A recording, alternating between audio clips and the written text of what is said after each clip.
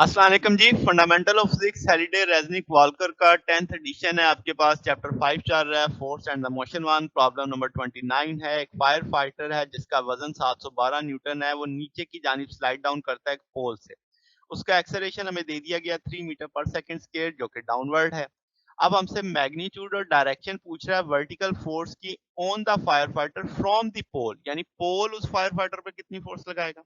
फिर सवाल का अगला हिस्सा है मैग्नीट्यूड और डायरेक्शन बताओ वर्टिकल फोर्स का जो पोल फ्रॉम फायर फाइटर ने पोल पे लगाई होगी, यानी दोनों का एक तरह से डिस्कशन करेंगे। अब एक्सेलरेशन डाउनवर्ड है तो मैंने इसके साथ माइनस लगा दिया। W is equal to M G, उसका वेट दिया हुआ था, हम उसका मैस निकाल सकते हैं तो 72.7 आ जाएगा।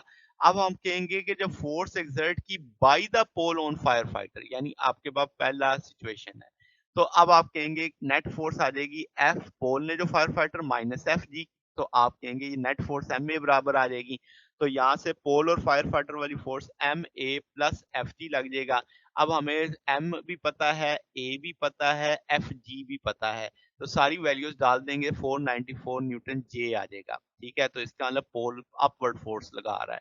और आपके पास मैग्नीट्यूड ये आ गया तो पॉइंट्स अप आ गया, चूंकि मैंने बताया कि वो पॉजिटिव है तो अपवर्ड हो जाएगा।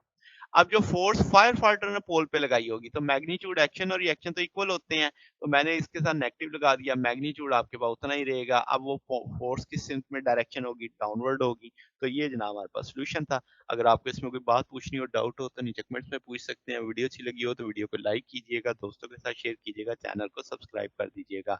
अब तक के लिए इतना ही, बाकी इंशाल्लाह हम नेक्स्ट देखेंगे। ओके, अल्लाह हाफिज।